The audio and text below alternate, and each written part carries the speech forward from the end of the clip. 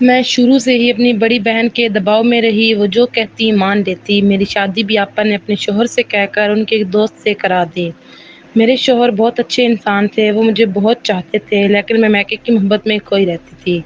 چونکہ میں بیاہ کر دوسرے شہر چلی گئی تھی اور میکے سے دور ہو گئی تھی، گھر والوں کے لیے اداس رہتی، جی کرتا کہ روز وہاں جاؤں اور میکے کا دیدار کروں۔ آپا بھی میری طرح دوسرے شہر بیاہ کر گئی تھیں، لیکن بعد میں وہ والدین کے شہر شفٹ ہو گئی اور میکے کے نزدیک جا بسی۔ اور جب ملنے آتی میں ان کو کوئی ملتی، تب وہ کہتی تم زبیر سے کیوں نہیں کہتی کہ لاہور چل کر رہیں؟ دیکھو میں کیسے اپنی میاں کو ماں باپ کے نزدیک بسانے میں کامیاب ہو گئی، تم بھی ایسا ہی کرو۔ میں نے بہت کوشش کی، زبیر کو کافی منایا، مگر وہ نوکری چھوڑ کر لاہور جا بسنے پر راضی نہ ہوئے۔ انہوں نے کہا کہ میری ملازمت یہاں پہ ہے، سرکاری ملازمت ہے، میں نے اپنا گھر یہاں بنایا ہے اور بہت محنت سے بنایا ہے، میں ملتان کو چھوڑ کر لاہور شفٹ نہیں ہو سکتا، تمہیں میرے ساتھ یہاں ہی رہنا ہوگا۔ وقت گزرتا رہا، میں کرتی رہی، 4 بچے ہو گئے۔ آپا مجھ کو اکساتی رہیں، مگر زبیر نے نہ ماننا تھا اور نہ میری مانی۔ اپنے عزیزوں کے قریب رہنا چاہتے تھے۔ آپا فون کرتے تمہارا شوہر ضدی ہے، اس کو تمہاری خوشی منظور نہیں۔ مجھے دیکھو اپنے ارادے میں کامیاب رہی، میاں جی نے بات میری مان لی۔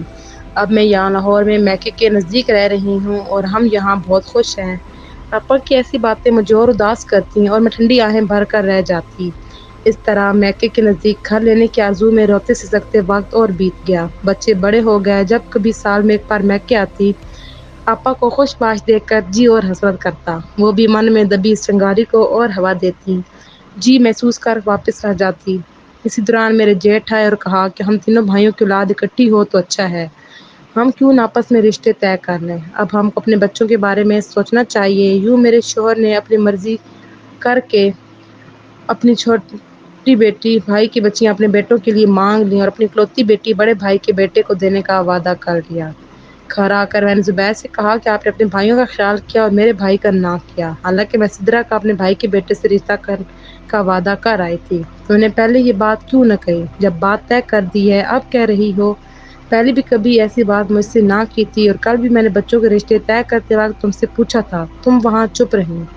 اب بات پکی ہو چکی ہے اور کچھ نہیں ہو سکتا۔ بے شک میاں غلطی پر نہ تھے، انہوں نے میری مرضی پوچھی تھی اور میں چپ رہی تھی، لیکن اب مجھے بہن اکسا رہی تھی کہ منگنی یا نکاح تو نہیں ہوا، صرف زبانی وعدہ ہوا ہے، انکار کیا جا سکتا ہے۔ زبیر اصولی آدمی تھے، وہ زبانی وعدے کو بھی بہت اہمیت دیتے تھے، آپ اپنی زبان سے پھرنا نہیں چاہتے تھے، وہ بھی سگے بھائیوں سے کہ ناراض ہو کر انہیں چھوڑ دیتے۔ جب دیکھا کہ میاں مانتے نہیں، بچوں کو ان کے خلاف بھرنا شروع کر دیا، بیٹی کو ہم خیال کر لیا، اس نے رفتہ رفتہ دونوں بھائیوں کو ساتھ ملا لیا۔ انہوں نے باپ کو پریشان کرنا شروع کر دیا، زبیر بہت پریشان رہنے لگے، جب دیکھتی کہ زبیر ذہنی اذیت میں ہیں خوش ہوتی، مگر پھر تکلیف بھی محسوس کرتی کہ انہوں نے مجھے کبھی تکلیف نہ دی تھی، بچوں سے بھی والہانہ پیار کرتے تھے، بس میری یہ فرمائش نہ مانی کہ اپنا شہر چھوڑ کر میرے ماں باپ کے گھر نزدیک جا رہے تھے، یہ ان کی مجبوری تھی کہ اتنی اچھی ملازمت نہ چھوڑ سکتے تھے، اپنے والدین بہن اور بھائیوں سے بھی دور نہ رہنا چاہتے تھے۔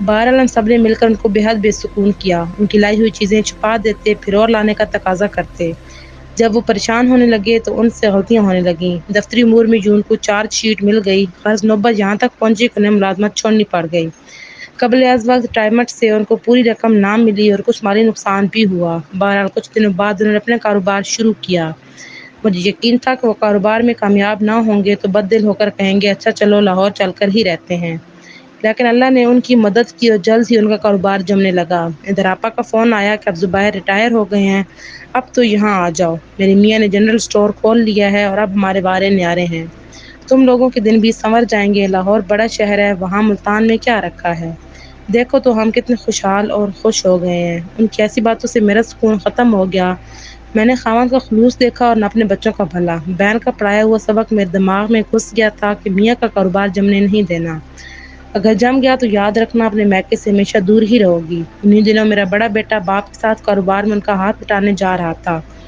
میں نے اسے روک دیا، گھر کا ماحول اتنا خراب کیا کہ زبیر سخت دل برداشتہ ہو گئے، بچے نافرمانی کرتے اور باپ کا کہا نہ مانتے، میں نے ان کے دلوں میں لاہور جا بسنے کی آرزو بسا دی تھی۔ زبیر بالکل اکیلے ہو گئے اور بے بس ہو کر بستر پر گر گئے، انہوں نے ہم سب سے کلام ترک کر دیا اور ہم نے سامان باندھ لیا کہ اب اپنی آرزو کو خود پورا کرنا ہے۔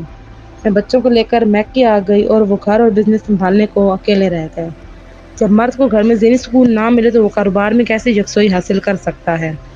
جن کے لیے جی جان سے میاں جی محنت کر رہے تھے وہی ان کو اکیلا کر کے چلے گئے تھے۔ وہ اتنی ہمت کہاں سے پاتے کہ تنہائی اور اکیلے پن سے نبر آزما ہوتے اور کام بھر بھی توجہ دیتے، جب کہ انت تک محنت ہی کاروبار کو کامیابی سے ہمکنار کرتی ہے۔ نیا نیا کام تھا، اجڑ کر رہ گیا۔ وہ بار بار خط لکھتے، پیغام بھجواتے تھے کہ واپس آ جاؤ، مجھے نہ اجاڑو، گھر اور بچوں کو برباد نہ کرو۔ بیمار پڑ گئے، ہم لوٹ کر نہ گئے۔ وہ رو رو کر التجا کرتے، میرے والدین سے فریاد کرتے۔ والدین مجھے سمجھاتے، میں شوہر کی جھوٹی جھوٹی شکایتیں بیان کر دیتی۔ والدین بے بس رہ جاتے۔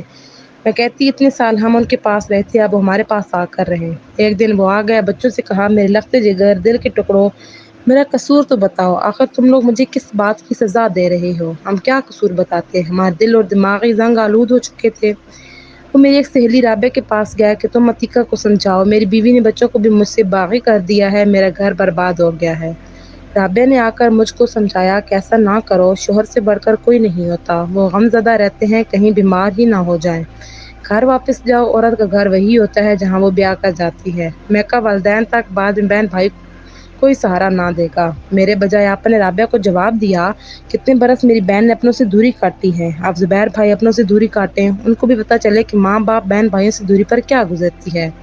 رابعہ نے آپا سے کہا، وہاں زبیر بھائی کے سب لوگوں سے کاروباری رابطے اور تعلقات ہیں اور ان کے دوست ہیں ملتان میں، ان کی برادری ہے، بھائی ماں باپ ہیں، وہ سب آڑے وقت میں مدد کرنے والے ہیں۔ یہاں لاہور میں ان کے لیے نئے سرے سے کام کرنا آسان نہ ہوگا، جہاں ان کی کون مدد کرے گا؟ تم کیوں فکر کرتی ہو؟ یہاں ہم جو ہیں، ہم مدد کریں گے۔ آپا نے جواب دیا، ناز نے میرے شوہر سے کہا کہ تمہاری بیوی اور اولاد تم کو چھوڑ کر چلی گئی ہے، اتنے بڑے گھر میں تم اکیلے سوتے ہو، ایسا نہ ہو رات کو کوئی چور چوری کی غرض سے آئے اور تم کو اکیلا پا کر خدا نخواستہ ختم کر دے۔ بولے، یہ اچھا ہی ہوگا کہ روز روز کے مرنے سے ایک دن ہی مر جاؤں گا۔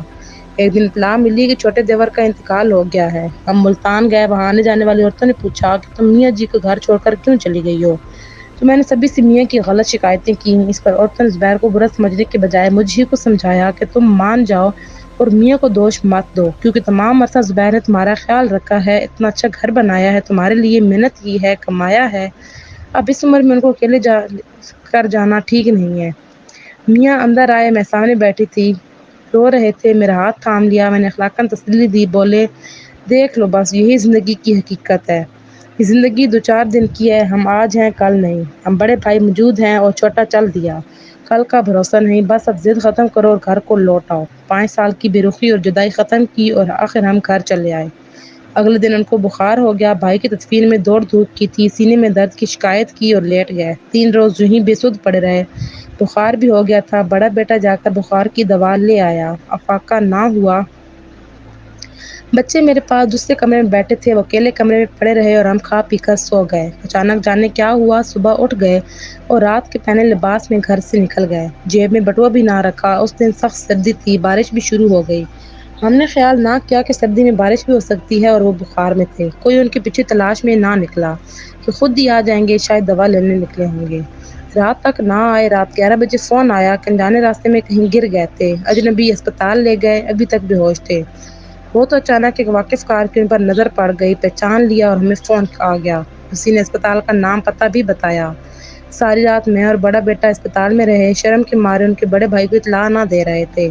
صبح ہم نے ان کو اطلاع دی، وہ دوڑے آئے، گھر لے آئے، نندے اور بھاوجی بھی آ گئیں۔ میں شرم سے چپ کیا کہتی، دعا کرتی رہی کہ سلامت رہیں، ورنہ سسرال والوں کو کیا جواب دوں گی۔ خدا کی مرضی، ان کی زندگی اتنی ہی تھی۔ ہوش میں آئے تو بہکی بہکی باتیں کرنے لگے، ان کے ذہن پر اثر ہو گیا تھا، مجھ کو پہچان رہے تھے اور نہ بچوں کو، کہتے تھے کہ تم لوگ کون ہو۔ اب ہم پریشان تھے کیونکہ ایسی ذہنی حالت میں زبیر کو سنبھالنا مشکل امر تھا۔ ان کے بڑے بھائی نے ہماری پریشانی کو بھانپ لیا اور ان کو اپنے گھر لے گئے کہ اپنے بھائی کا میں خود خیال رکھوں گا، آپ لوگ نہیں رکھ سکتے۔ زبیر وہاں چند روز رہ کر اس جانے پانی سے کوچ کر گئے۔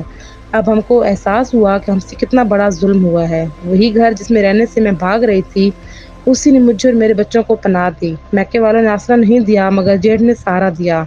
جانے والا تو چلا گیا، تم تو اپنا گھر چھوڑ کر نہ جاؤ۔ میں نے میکے میں رہ کر بھی دیکھ لیا، وہاں بھی 4 دن کی چاندنی تھی۔ اب کوئی اس ڈر سے ساتھ چلنے کو نہ کہتا تھا کہ 4 افراد کا ذمہ کون رکھے۔ بچی کی شادی کی ذمہ داری کون اٹھائے گا؟ بھائی خاموش تو بھابیاں تلقین کر رہی تھی کہ جو عزت اپنے باپ کے گھر میں رہ کر بچوں کو ملتی ہے وہ کہیں نہیں ملتی۔ زبیر کچھ سرمایہ چھوڑ گئے تھے، وہی کام آیا، مگر یہ رقم بھی رفتہ رفتہ ختم ہو گئی۔ آپا کہتی تھی کہ ہم جو ہیں ہم مدد کریں گے۔ وہ سب زبانی جمع خرچ تھا، وہ بھی دونوں سادے تھیں۔ چند روز رہ کر چلی گئیں، دوبارہ نہ آئیں، بس فون پر لفظی تسلیاں دیتی، مالی مدد نہ کی۔ اب مجھ کو آٹے دال کا بھاؤ معلوم ہو چکا تھا۔ مالی مدد جو کی وہ جیٹھ اور نندوں نے کی، دکھ سکھ میں ساتھ دیا۔ والدین ضعیف العمر کیا کرتے، وہ خود اپنے بچوں کے محتاج تھے۔